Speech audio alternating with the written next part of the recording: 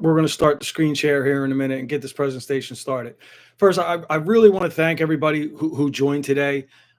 This is always special for me. I've done this at a lot of schools in the Philadelphia area over the past couple of years. It's really been a goal of mine in 2024 to broaden that reach and get beyond the Philadelphia area. But this is the first step in that direction. And it's also really important that you decided to come to me in this instance. It's not me visiting your school, so that's special for me as well, and I'm really looking forward to this. Let me go ahead here and we'll get the screen share going and we'll start the presentation.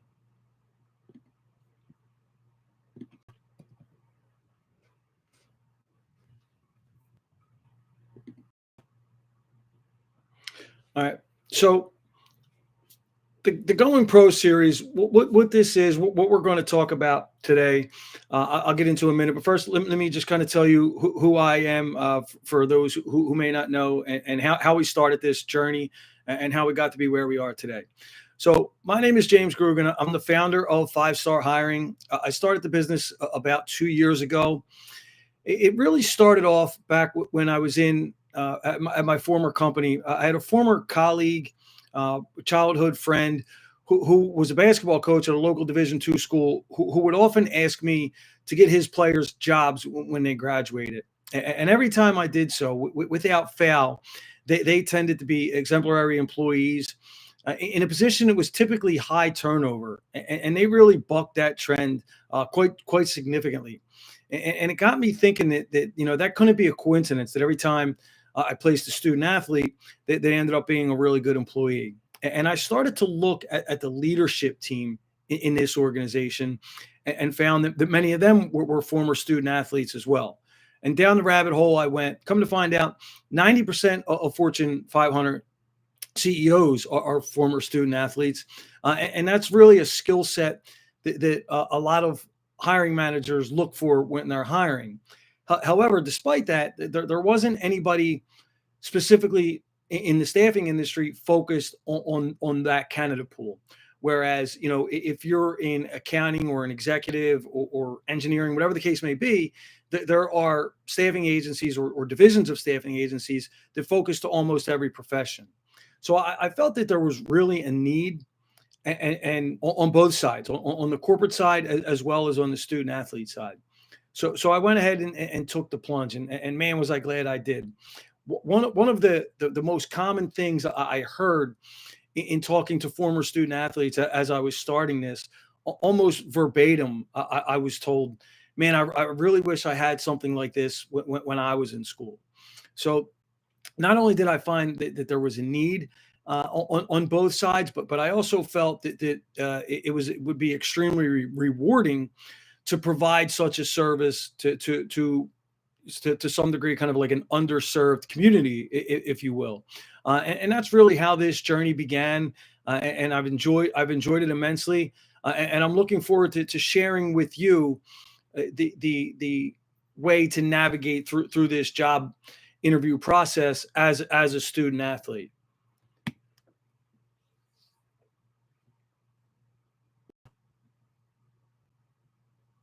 So what I want to talk to you about today is kind of how to prepare yourself for the job interview process. Much like in your sport, you can't run into a game without practicing, right? You need to kind of game plan and prepare for what's ahead of you. And that's really what we're going to do today. It's my assertion that the student athlete experience is comparable to an internship, and if conveyed properly to a hiring manager, you can demonstrate that internship provided real life valuable skills that'll be able to make an immediate impact on that organization. And that's what we're going to go over today.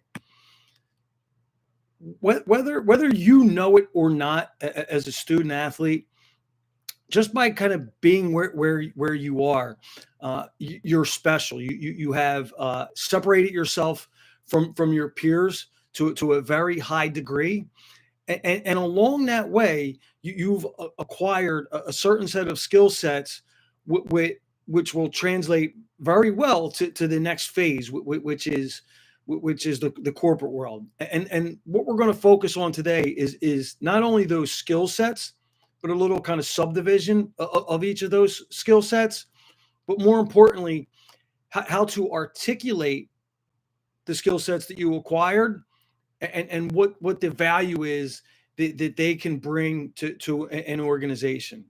But we're going to start with the skill sets, and then we'll navigate through the actual job interview process. But in order to get to that part, you need to know what foundation you have in place. Um, the skill sets that we're going to focus on, that we're going to talk about today, are your work ethic, your time management, your teamwork, your communication skills, your motivation, and your resiliency. Now, so some of those may to you just sound like sports terms, and believe me, they're anything but that. So what I want to demonstrate to you is how you've acquired these skill sets, and put them into practice almost on a daily basis, and how that can bring value to an organization. So these aren't really in kind of any particular order, if you will, and it's going to vary for each of you, how you tell your own story. So this is, think of this more as a template, or a blueprint, certainly not written in stone, or the Bible. But first and foremost here on this list, we have your work ethic. I'm not sure if you're aware of this, but only 7% of high school athletes go on to play at the collegiate level. So like I said, you're special. What you're accomplishing really separates you from your peers, and you've always done that. You always separated yourself. That's why you're in the position that you're in. What I want to try and get you to understand is how to convey to hiring managers, how you can separate yourself further from your peers throughout this job interview process. So when we talk about work ethic, 95% of the job is, as the old adage goes, is showing up, right? So your work ethic has instilled in you a commitment to your team, a dedication to your school, and the discipline that it takes to implement that on a day in and day out basis. That gives you reliability, and that's what's something that employers are going to be looking for. That reliability, that discipline, that dedication, and that commitment. An employer is going to know that they're getting somebody who wants to be there, who wants to achieve upward mobility. They're not just looking for someone who's going to punch a clock on a 9 to 5. And the work that you put in now, the extra hours, the extra lifts, the extra shots, the extra reps at the cages, whatever it is, when no one's looking, when you're not seeking attention or accolades, you're just putting in the work to get better. That's a direct transferable skill. And when you're doing those things, in order to do that, you have to master your time management skills, which is the next one. Time management, at the collegiate level, you're essentially holding two full-time jobs, right? Let's talk about it. Your sport is in season. It's at least a 40-hour job, 40-hour week job, and that's there really isn't much of an off season these days. The sport is practically year round. And on top of that commitment, you also have to worry about your social life, your academic life, and in order to maintain your playing eligibility, you're again separating yourself. You're held to a higher standard than the average student. So not only do you have to excel in the classroom, you have to do it at a rate higher than your peers in order to maintain your playing requirements. So the ability to kind of compartmentalize what you need to do on a daily basis is extremely valuable for employer. For example, it's 4 o'clock here, and you're taking the extra time to come to this session today. You may have had an early practice, a late film, a late lift. Your typical day extends far beyond what most of your peers do. So in order to get that completed, you really have to understand and master the the technique of time management and compartmentalizing things and prioritizing things, which particularly in entry level roles can come in extremely handy as you're not only learning new things and undergoing trainings and things of that nature, but you also have this new job that you're tasked with completing, and that can be overwhelming for a lot of people. But I strongly believe that the way you're able to manage your daily routines right now will benefit you greatly as you start to begin that next phase of your career professionally. A big catchphrase in the corporate world today is company culture. And while teamwork may seem like just a sports term to you, probably of this list, the one that most sounds like a sports term, it really is very far from a sports term, and extremely transferable and extremely valuable to an organization who's promoting their company culture. First and foremost, you're going to have to open yourself up to some kind of training and feedback and often constructive criticism, which are all things that you're well versed at, and you're going to demonstrate that you're coachable and willing to learn this new role, even if that requires some constructive criticism. When I was in a leadership position, it really stood out to me often who didn't play kind of team sports growing up, certainly to the level that you did. One of the phrases that really drives me nuts, and I know a lot of other hiring managers as well, is that's not my job. Where in your environment where you come from, there's no such thing as that's not my job, right? If you're not collectively working together towards a common goal, that goal doesn't get achieved. That's an extremely valuable mindset for an organization, and that goes to the culture as well.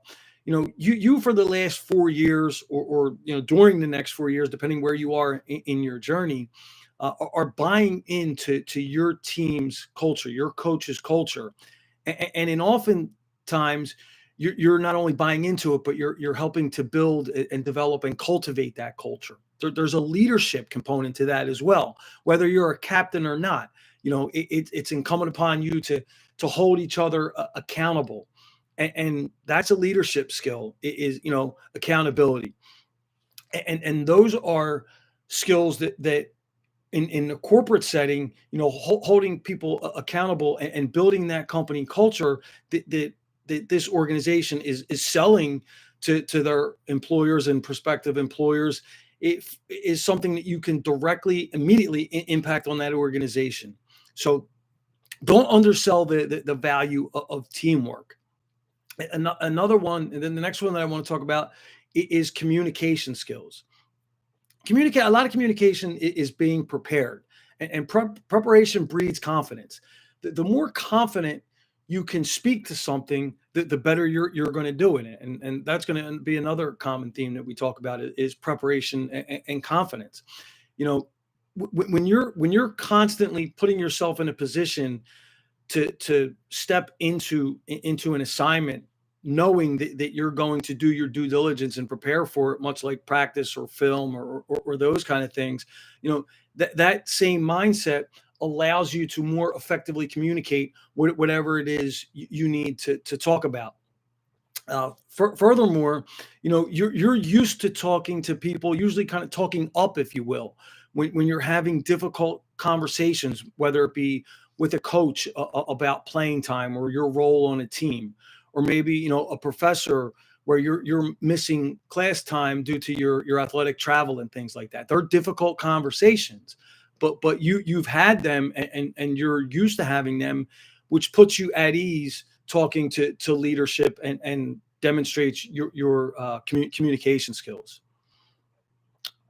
A real indicator in the interview process that hiring managers are going to want to see. They're going to want somebody who's made motivated. So somebody who doesn't just want a job, like we talked about in work ethic. Again, a lot of these are kind of intertwined, right? You want somebody who, when you're looking to hire, doesn't want to just be there. They want to achieve upward mobility. And that starts with goal setting. I would imagine a lot of you started setting goals probably as early as, let's you say, call it middle school, right? Where, let's say you're in seventh and eighth grade, you start setting the goal that, I want to play sports in high school. And then you get to high school and it's, freshman year. And I don't want to be on the freshman team. I want to play JV. And then it's, I want to play varsity and I want to start. And then, I want to start to, I want to get a scholarship.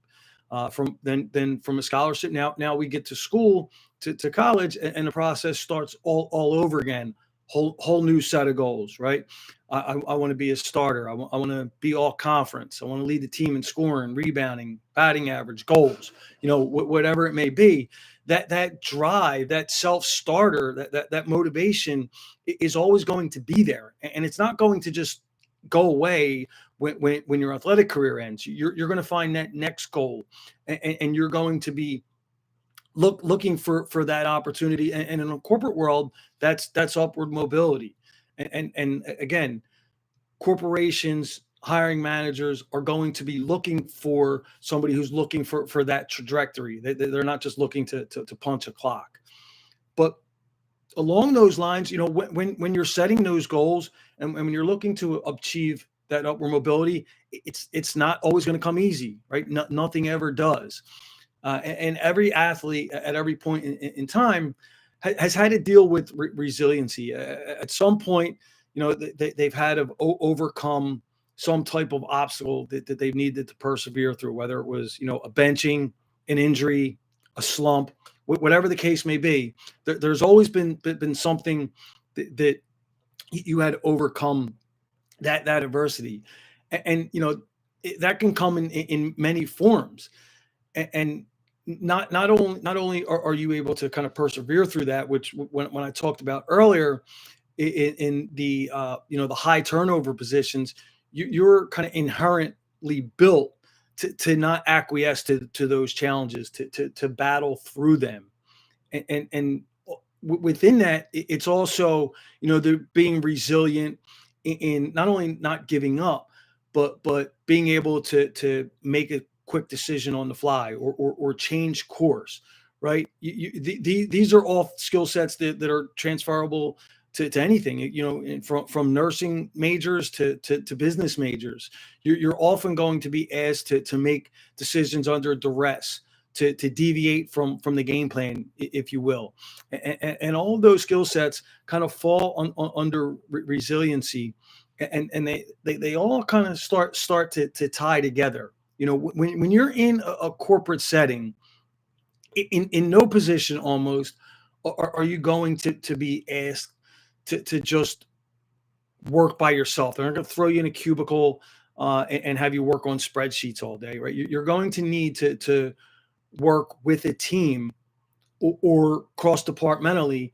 And when you're put in that environment, all of these skill sets are going to come together and really shine and have a direct impact on that organization. All right. So, and again, it's going to look different for everybody, but those skill sets are kind of the foundation for what's going to carry you through this process. So now that we know what we're good at, let's talk about how to articulate it, and how to parlay that throughout the process. But before we get to the interview phase, we have to prepare for that, and get ready so that we can perform well. And in one of the things, probably the first thing that you can do to start to prepare for that is attend your school's career fairs. Most schools have them in the fall, and again in the spring. I've already gotten some emails from schools for the spring career fairs. Some of them are as early as February. So when you get back from break, check in with career development. Find out when your school has their career fair, and if you're able to, I implore you to attend that career fair. There's so much value in it. First and foremost, I could tell you, I've directly hired people that I've met at career fairs, but beyond that, it's going to add value to you you're going to get comfortable in those interactions. If you've never been to a career fair, they're very chaotic. There's probably over 100 employers there. So I would advise you to prior to going into the career fair, again, check with your career development office and get a list of employers that are going to be there. Start to understand what companies you can see yourself working for, what companies interest you, whether it has to do with your major, whether you feel that you share their core values.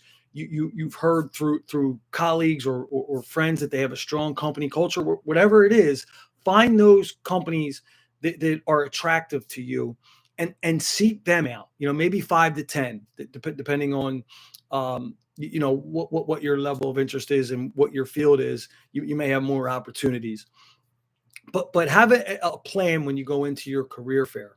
And then once you go to those different tables that are set up and navigate the chaos of it, it's going to give you the opportunity to have all of these brief little interactions that allow you to one, start to kind of perfect your elevator pitch.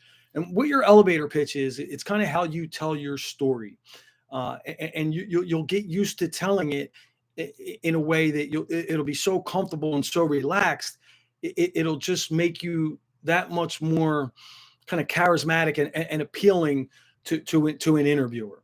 And it's also those interactions are going to get you comfortable in an interview setting, because they are like very similar to brief little interviews, because you're having these interactions with somebody who probably is a hiring manager. So that he or she may ask you some kind of probing type questions. What's your major? What's your goals? What's your 5-year plan? Those type of things. So you'll start to get comfortable in that environment through the career fairs. So I can't stress to you enough how important that is in planning for, kind of like I said, getting ready for the interview process.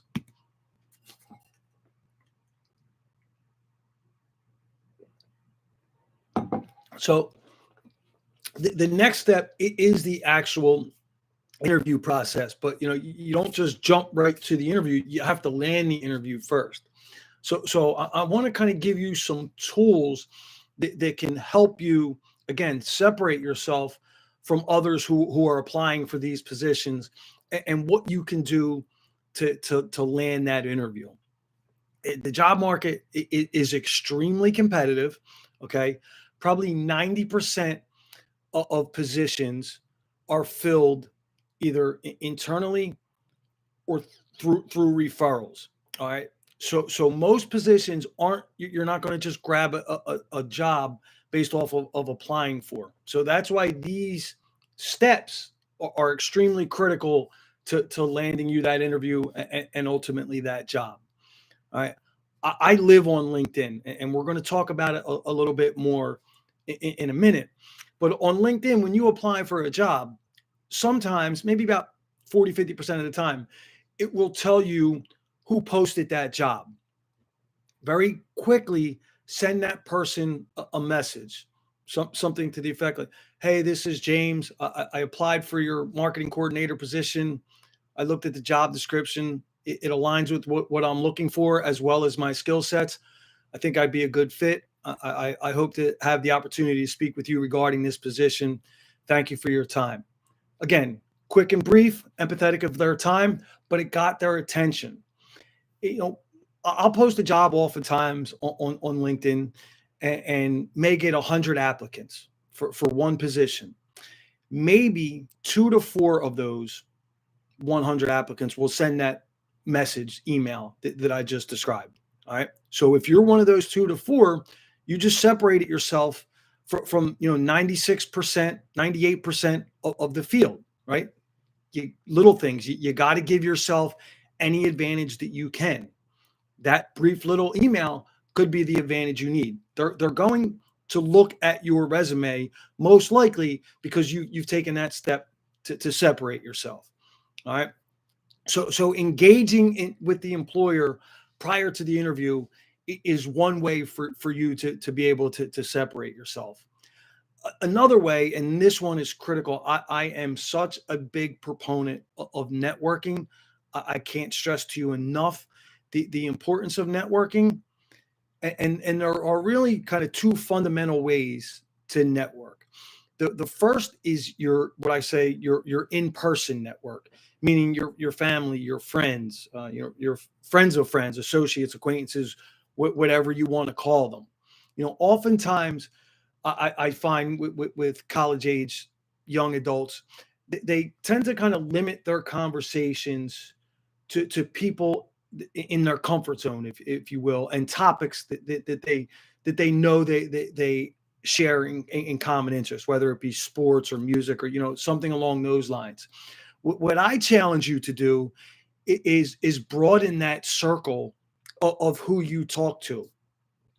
Kind of step out of your comfort zone and talk with adults who you may not on the surface share a common interest with, but let people know what your major is, what you want to do with your life, what your opportunities you're looking for. People want to help you. They really truly do, but they're not able to do so if they don't know. I had a conversation just over this break with a childhood friend of mine. I ran into her. She was with her daughter, and her daughter's an engineering major. We started to have that conversation. I have those probing conversations because it's what I do for a living, but not everybody does. So it shouldn't be incumbent upon the adult. You need to kind of take ownership of your career path and have those conversations yourself. Turns out this young woman was an engineering major.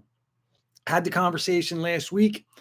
Just yesterday, I saw a posting for a company hiring engineer internships this summer. I sent it to my friend, and she's now in the process of having her daughter apply for that position, that internship this summer. That's just one example of the power of networking, and how you can get these opportunities that may not otherwise be available to you. It is that in-person networking. Have those conversations. The other way to network is through social media. I talked about LinkedIn, and I promise you, I know it's the second time I said this, but we're going to get to that.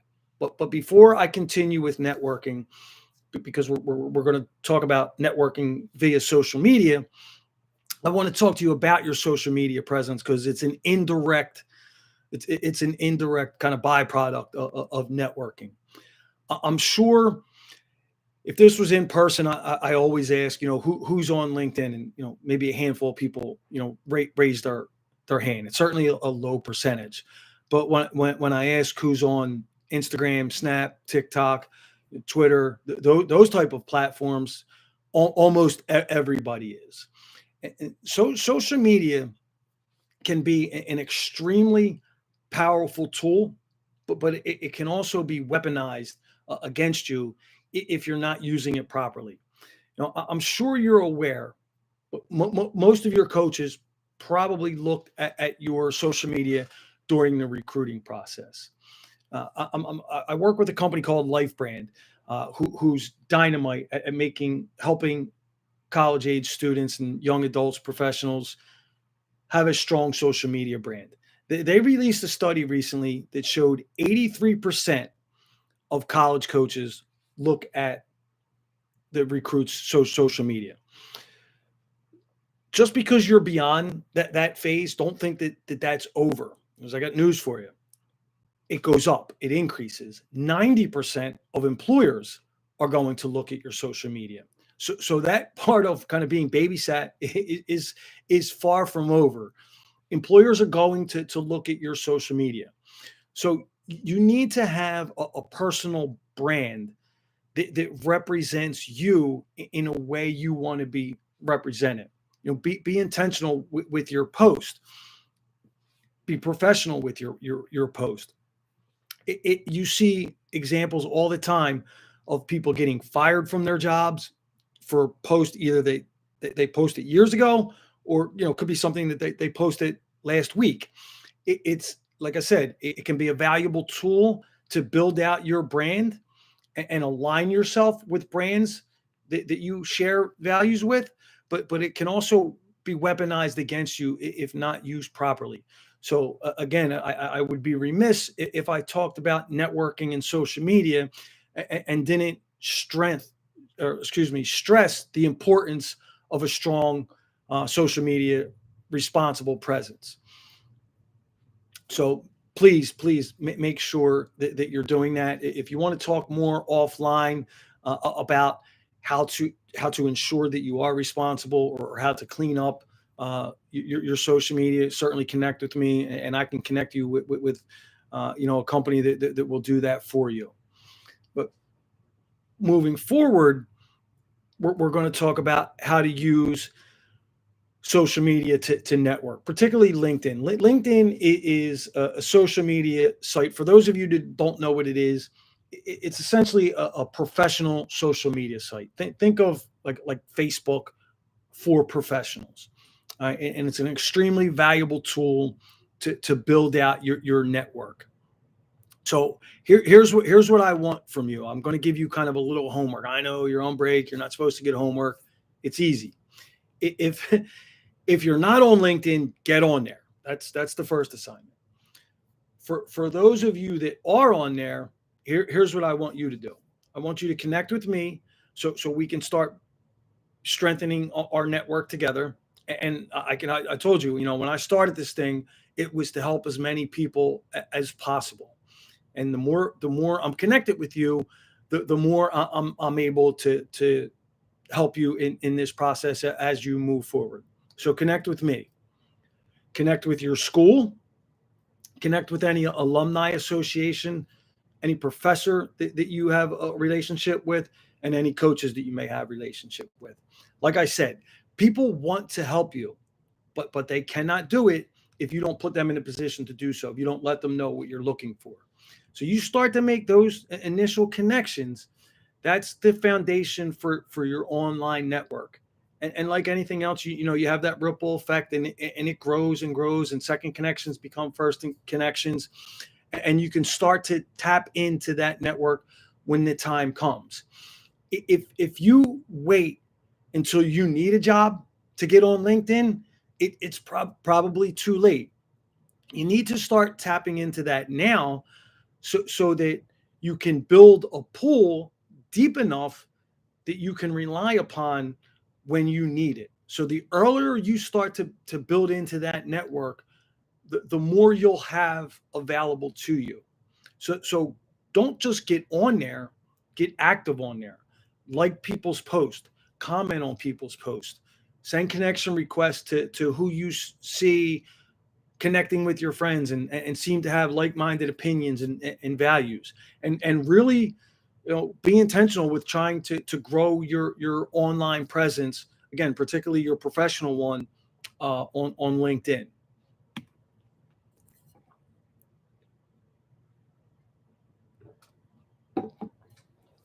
So the next step is actually getting ready for the interview. So we've tapped into our network, we've put in our applications, and now we landed that interview. So it's preparation. All right. When you're talking about your resume, your resume doesn't need to be kind of one size fits all. It should be a template. What I mean by that is, there's going to be different skills that you have that may be more applicable to one job than the other. And you may be, they could be interchangeable. So you could take some in, take some out, depending on the position. Thoroughly read the job posting. See what they're looking for. If you have those skills, look for buzzwords and things like that. Throw them in the resume to make yourself stand out. Don't in Bellows, don't make things up. If you're putting it in there, it's, should be something you've done, but it can be interchangeable. The other thing, this is a pretty strong piece of advice that I like to give about resumes. Your resume usually is only going to get looked at initially on an initial screen. On average, they say 7 seconds. All right, that's not a very long time. So what you want to do is you want to do something that's going to grab that hiring manager's attention.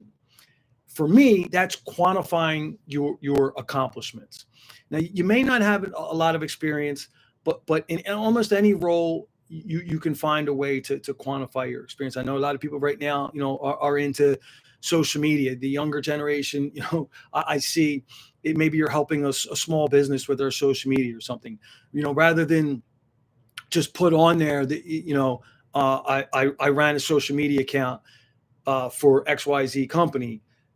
Quantify that. Tell how much you increased their followers by a percent, or by a number. That's your impact on the organization. You could have worked in retail, in those instances. Oftentimes you'll see dealt with a high volume of customers, dealt with large quantities of cash.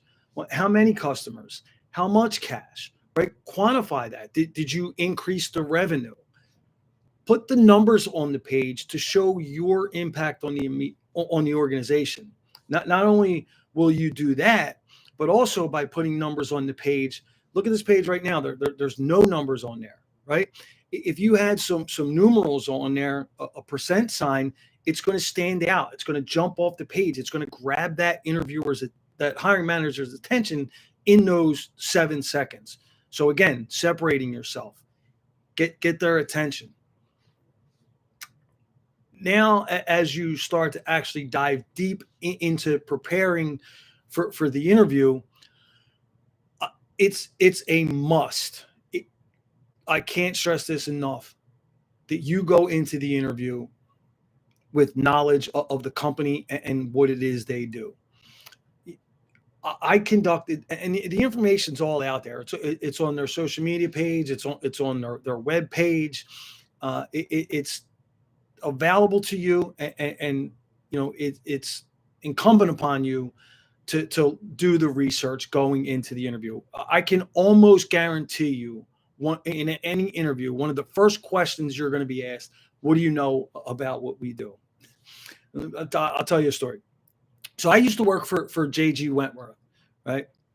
Now, for 25 years when I worked for that company, and if you were in person here, I would probably hear one of you, sing their jingle, or sing the phone number from the commercials, right? For 25 years when I worked there, that happened to me. People asked me where I would work. They would sing me back the jingle, 877 cash now, it's my money. I want it now. All those kind of things, right? That's funny. But in an interview, when I asked a candidate, tell me what you know about what we do, and they literally look dumbfounded. They can sing a jingle. They can tell me my phone number from a commercial, but they don't know what we do. Now, conversely, when I had a candidate who would take the time to do some research, and I said, tell me a little bit about what we do. Oh, you buy structured settlements. Yeah, that's right. Okay. And you give the customer, the lump sum at a present value. Oh, we deal in lump sums and present value, you said? Now you really got my attention. It's evident that you did homework, and a lot of it. Probably took you 15 minutes, but 90 seconds into the interview, you may be close to getting an offer just off of that one answer, because you took the time to do the research. So trust me, it really, really gets the hiring manager's attention when you have a firm understanding of what it is that they do. Another way to just kill an interview dead is, at the conclusion of every interview, the interviewer will ask you, do you have any questions for us? Nah, no thanks. I'm good. Just, I've never given anybody a call back, a second interview, or certainly an offer, who didn't have questions. So you must have questions prepared for the interviewer. I'll give you a couple. Here's a couple of questions that I like to ask, or have asked of me when I'm doing the interview. I'll let you know what the questions are, and also I'll explain to you why they're good questions. So the first one is, you ask the person, how long, something along the lines of, how long have you been working here? And what do you like most working about this company? If it's a service-based role like mine, you maybe even ask them, instead of what they like about the company, what they find most rewarding about their role. Because if it's something that they're passionate about, that's an excellent question. But why this is such a good question is, one, it gets the interviewer talking about themselves. Okay. And people like to talk about themselves. So they're going to like that question because it gives now them the opportunity to talk about themselves, which is also going to relax them, which in turn will relax you, and now makes the process a lot more conversational. So everybody's comfortable, and the interviewer is doing what they want to do. Secondly, for you, when they start to tell you about why they like working at that company, you'll get the understanding from them if they genuinely like working there, if that's an authentic answer, or if they're just kind of reading you a tagline from the the company handbook, or whatever the case is. That could be a red flag. If, if the person interviewing you doesn't like working there, that certainly could be a red flag. And remember, throughout the interview process, you're interviewing them as much as they're interviewing you. That's why that's such an important question.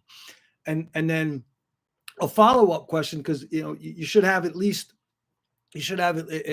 two questions, is what would be your goals for me over the learning curve in this role? Let's call it the first 3 to 6 months.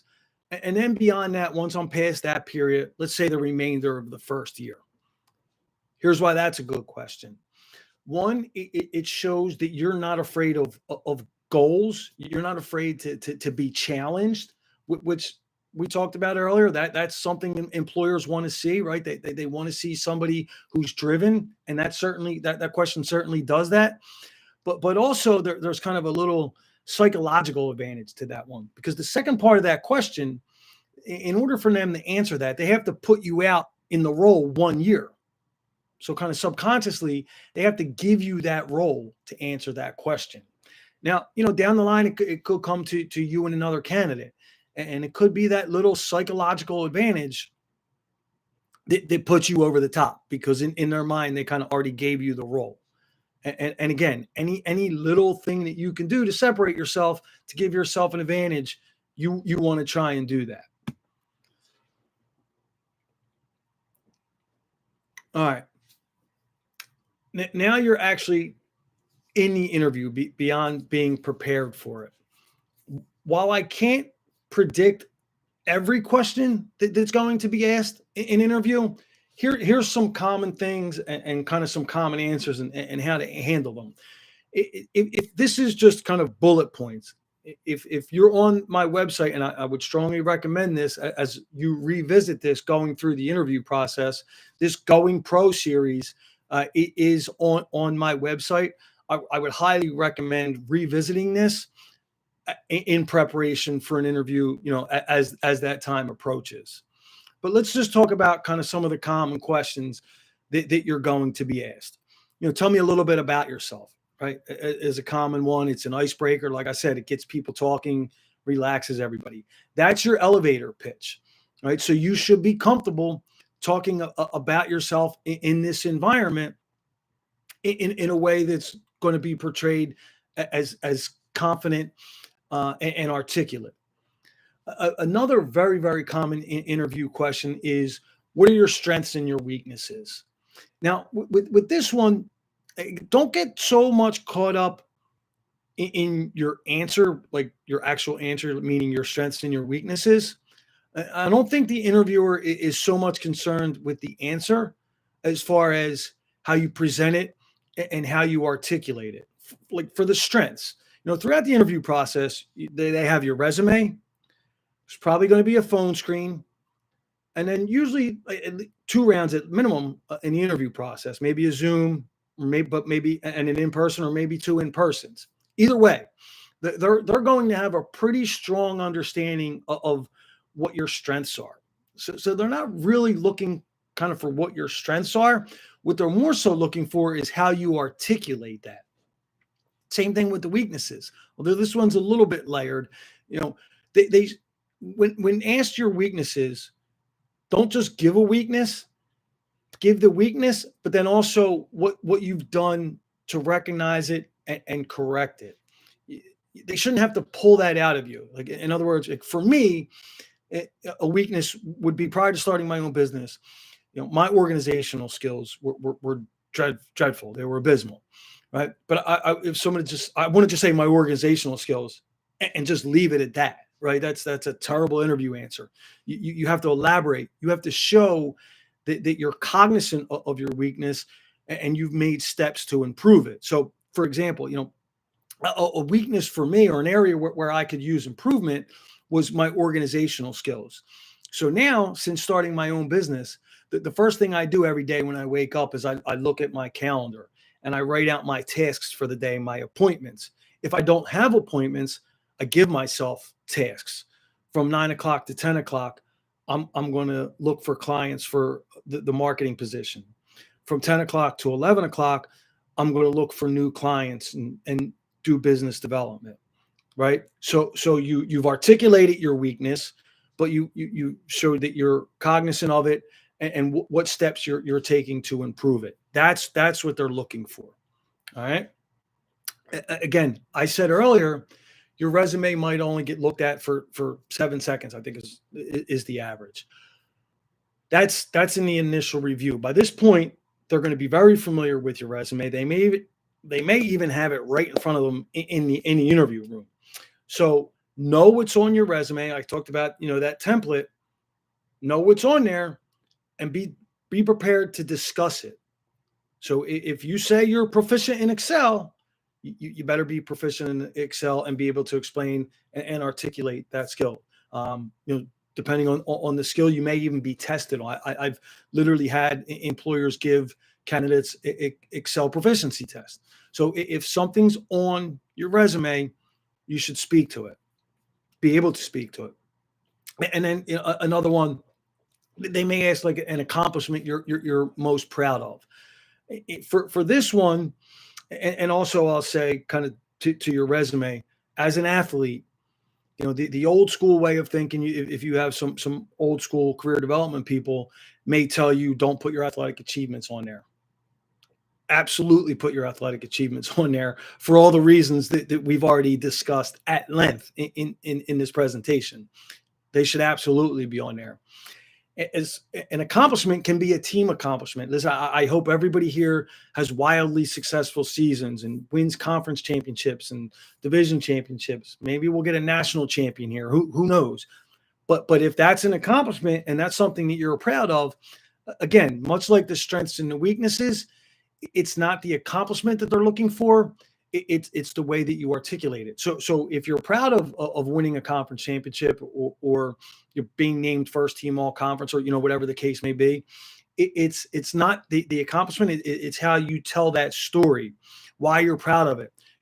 Did you serve as a leader in organizing the team and you guys rallied together and collectively worked towards a common goal and increased your win percentage year over year to finally culminate in a championship?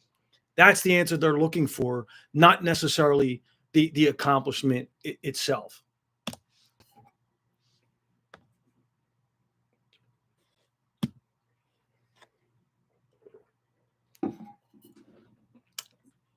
Again, I can't guarantee what questions are going to be asked of you, but I can almost guarantee this one. And if it's not asked, there's a way that you can insert this one into the conversation. All right. So in many interviews, you're going to be asked in some form or another, why should we pick you for this role? What separates you from other candidates? Something along those lines. This is an excellent answer to that question. And again, if they don't ask it, they would say something along the lines, is there anything else you would like to tell us? Another great opportunity for you to interject that. But I want you to have kind of a very strong, compelling answer to that question that's going to leave a lasting impression, because this is going to be one of the final questions that you're asked. So what you want to do with that question, it's really for you. If you're prepared and you come with this, that question is put on a tee for you to knock that interview out of the park. So, when they ask you why you or what separates you, you're just simply going to tell them, I've always separated myself from my peers, and these last 4 years as a student athlete have served as the most intense internship that you could possibly have. During the course of these last 4 years, I increased my already strong work ethic, and I mastered my time management skill. I've learned how to become a team player, which has made me extremely coachable. I've learned how to work well with others. I excel in fast-paced environments and often am asked to perform under duress. But I've failed and I've made mistakes. I've overcome adversity. And what that's done is that has taught me how to win or how to have success. And these are skills not just learned in a classroom or jotted on a resume. These are skills that have been applied and are ready to be brought to your organization to make an immediate impact. Okay. Now that's a really strong closing argument that's going to leave a very strong impression that could just be the one that kind of, like I said, knocks that interview out of the park for you. So keep that one in your back pocket. I really like that one. Now, we're just about done. We're going to wrap up the interview process. And coincidentally enough, we're starting to wrap up this presentation as well. A couple things you need to do following the interview. Soon as you get home or back to your dorm, or if you're stopping in Starbucks to jump on Wi-Fi, wherever you go, jump on the laptop, send a thank you email. Again, brief, empathetic of their time. Hey, this is James. I really enjoyed the opportunity to discuss the account executive position and learn more about you and your company. I believe that I'm a strong fit for your organization and the skills that you're looking for. I look forward to hearing from you. Thank you for your time. Talk soon. Boom, quick, to the point, but it's courteous and professional. They're usually going to tell you how long you can expect to hear, 5 to 7 days, 7 to 10 days, a week to 2 weeks, whatever the time frame is that you're given. When that time frame is exceeded, 5 to 7 days, on the 7th day, maybe wait to the 8th, give them a grace period day. Send again, brief follow-up. Hey, this is James, just checking in. You said we'd hear something in 5 to 7 weeks. Have you heard anything back from the hiring team? I'm very interested in this opportunity and looking forward to hearing from you. Show enthusiasm. Thank them for their time and get that off to them. It's going to show that you're interested. It could be a test. They may be waiting to see if your level of interest matches theirs. Listen, I want all of you to make every shot you take, to score, to score as many goals as you can, to bat 1,000, to go undefeated, right? To get an interview with every job. I want you to have ultimate success. But, unfortunately, we know that's not the case. So every interview isn't going to result in an offer. That's okay. Here's how we handle rejection. First, it's the 24-hour rule, right? You wait 24 to 48 hours before sending this email. You cool down, right? You don't want to send anything all annoyed and pissed off. So you calm it down. You wait the 24 hours, and you still thank them for their time. I understand, thank you for your time. I did enjoy the opportunity to meet with you and learn about your organization. Perhaps our paths will cross at a time in the future that's a little bit more mutually beneficial. Send that off. That's going to show an extreme level of professionalism, and it's a high character move. I've seen instances where the person that ultimately gets offered the job may not work out, and they reach out to the person who sent that email. It could be a company is in high growth mode, and they're hiring for the same position again in 3 to 6 months. Again, they're going to remember that email. It may not even be with that organization. I had an instance one time. I was interviewing somebody for a staff accounting position, and it was neck and neck. It didn't go their way, unfortunately. About a week later, a former colleague gave me a call and said, "Hey, James, I saw you were hiring for a staff accountant. I'm now looking for somebody. Do you have anybody?" Yes, I had this woman in last week. She was tremendous. Here, I'll connect you to, and ultimately they hired her. That doesn't happen without that professional email, without that high character email. So handle rejection. It's another way of strengthening your network. We talked about networking at length, right? That really solidifies that connection in your network. I just, as we conclude here, I truly want to thank you all for your time today.